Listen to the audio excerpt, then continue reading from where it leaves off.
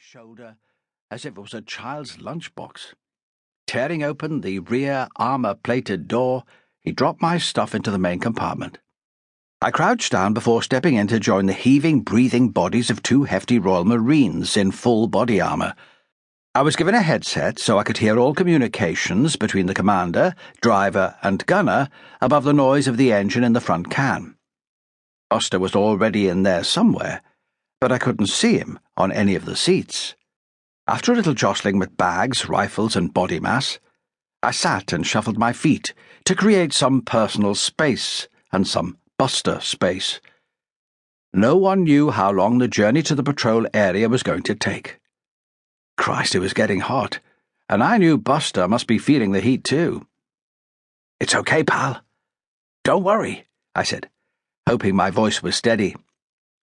But I think I needed the reassurance more than he did.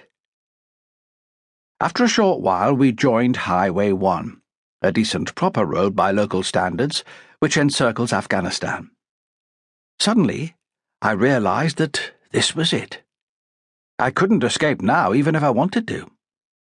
And I admit that there were times as I packed, unpacked, and repacked my kit for the umpteenth time that I had thought of taking an immediate career break.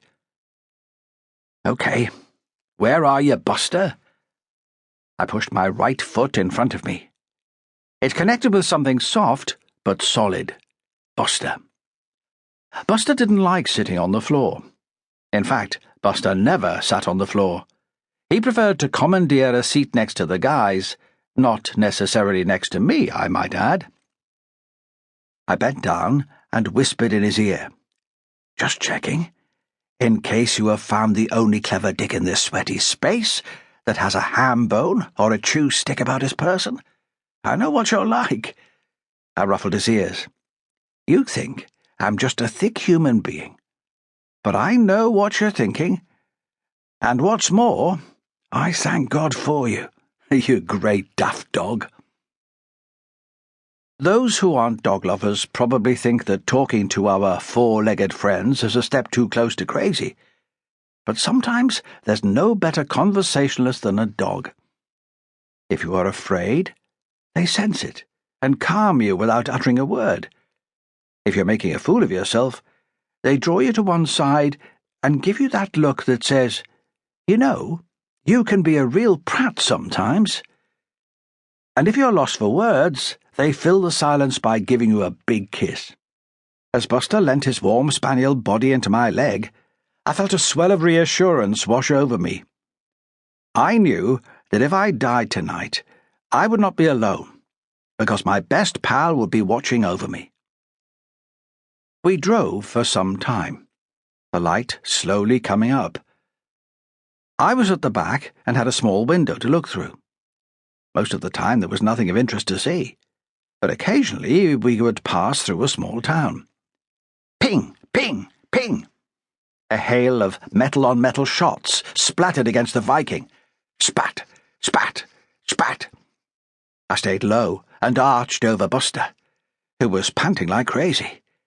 I put my hand to his chest, and I could feel his heart pounding. For what was probably only seconds, I left my hand where it was, so I would know if he was hit. While I knew in my head that there was no need to worry, as there was no way that normal bullets would penetrate the beast that was the Viking, my heart still made me pull him close to me to protect him. "Is everyone okay?" The driver's voice came through the headset loud and clear. I opened my mouth to answer, but that's as far as I got before another voice interrupted. "You cheeky bastards! Have this, you shitheads! You won't like it, but you're getting it!" The vehicle shook as the gunner let off a burst of rapid fire from his gimpy. We were blind to the action, holed up in the Viking's belly, and captive to whatever happened next. "Drive on, damn it!" The commander's voice boomed down the headset to the driver, but the gunner, in the most vulnerable position with his head and shoulders well above the single turret, was determined to give as good as the vehicle got. "Fuck off, boss! We can't let him get away with that! Have a bit more! Go on, take that, you bastards!"